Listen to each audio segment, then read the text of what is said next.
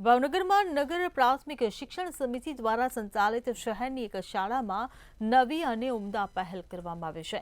ગરીબ અને મધ્યમ વર્ગીય પરિવારોના બાળકોને શિષ્યવૃત્તિની સહાય મળી રહે તે માટે જરૂરી પરીક્ષા પાસ કરવી જરૂરી છે। આ માટે શાળામાં આચાર્ય અને શિક્ષક ગણ દ્વારા એક્સ્ટ્રા ક્લાસ પરીક્ષાર્થીઓ માટે ખોલવામાં આવ્યા છે। આ સાથે જ ક્લાસીસમાં પરીક્ષાના નિષ્ણાત શિક્ષક દ્વારા વિદ્યાર્થીઓની પરીક્ષાલક્ષી માર્ગદર્શન પૂરું પાડવામાં આવી રહ્યું છે। તેમજ શાળા સમય બાદ 1.5 કલાકના આ ક્લાસીસમાં નિઃશુલ્ક માર્ગદર્શન આપવામાં આવી રહ્યું છે।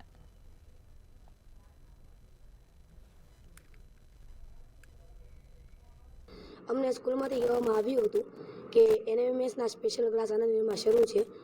અમને એવું કહેવામાં આવ્યું હતું કે સ્કૂલની રજા પડે એટલે તરત ત્યાં વ્યૂ જવાનું અને ભણવાનું છે।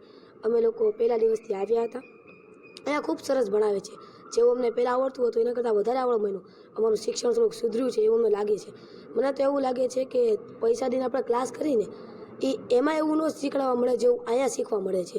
અહીંયા અલગ અલગ શિક્ષકો અમને વિવિધ વસ્તુઓ શીખવાડે છે। અઠવાડિયાની અંદર અમે 10 જેટલા શિક્ષકો છે। તમામ શિક્ષકો છે શાળા સમય બાદ અમે 1.5 કલાક જેટલો સમય છે બાળકો માટે આપીએ છીએ અને એમનું પરિણામ પણ સારું મળી રહ્યું છે।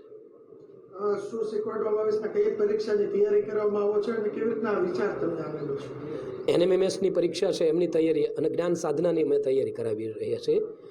અમારી શાળાના પ્રભારી છે સંજયભાઈ બારૈયા એમને વિચાર મૂક્યો અને મિટિંગ બોલાવી શિક્ષકોની અને વાત કરી કે ભાઈ આ રીતે બાળકો માટે આપણે કરીએ તો કેમ।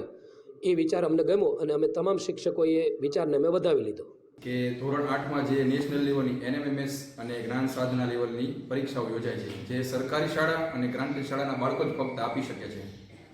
એટલે મારા જે વિસ્તાર છે કરચલિયાપર અને ખેડૂતવાસ ને આનંદનગર એ વિસ્તારની નજીકની શાળાઓની વચ્ચેની એક મધ્યવર્તી સરકારી શાળા આપણી શાળા નંબર 10 આનંદ વિહારમાં એવા ક્લાસીસ શરૂ કરવાનું હતું, સ્પેશિયલ ક્લાસીસ એનએમએમએસ માટેના અને જ્ઞાન સાધના માટેના।